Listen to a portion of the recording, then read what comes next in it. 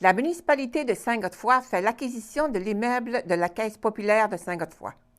C'est lors d'une rencontre des membres de la Caisse populaire de l'endroit qui s'est tenue mardi dernier que les dirigeants de la Caisse du Centre-Sud gaspésien dévoilaient à ses membres les fondements de la décision de vendre la bâtisse à la municipalité. Les nouvelles habitudes financières de nos membres sont à la base des changements qui s'imposent. Vous le remarquez et le vivez sans doute. Depuis quelques années, les gens utilisent de plus en plus les nouvelles technologies, telles que le mobile ou accéder à Internet pour effectuer leurs transactions courantes. De plus, ils se déplacent davantage vers les principaux axes commerciaux pour bénéficier des services. Il en résulte une réduction d'achalandage des services caissiers. Aujourd'hui, 9 transactions sur 10 sont réalisées ailleurs qu'au comptoir d'une caisse. Pensons simplement au paiement de factures.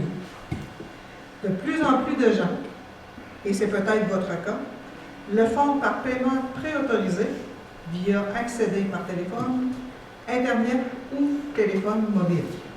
Par contre, dans l'offre de partenariat avec la municipalité, la Caisse a procédé à une signature de bail avec celle-ci pour une période de 3 ans.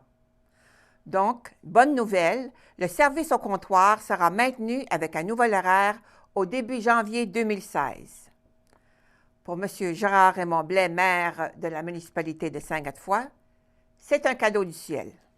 Et nous en sommes arrivés à faire en sorte que ça devenait extrêmement intéressant pour nous de faire l'achat de la Caisse des jardins. Parce que moi, je vais vous dire une chose que Mme Conné nous a peut-être.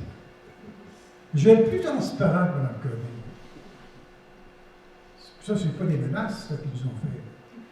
Si nous n'achetions pas la Caisse populaire de Saint-Godefroy, la Caisse populaire allait fermer.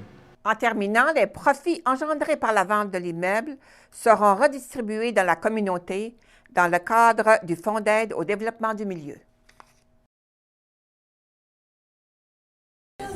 Donc, au nom du Carrefour Jeunesse Option Emploi Rocher-Percé et du Grand Défi Bâtir ma région, on tient à dire un gros merci à la Caisse des Jardins, du Centre-Sud gaspésien et du Littoral pour leur contribution financière, sans qui le Grand Défi Bâtir ma région ne pourrait pas reconduire sa 2e édition.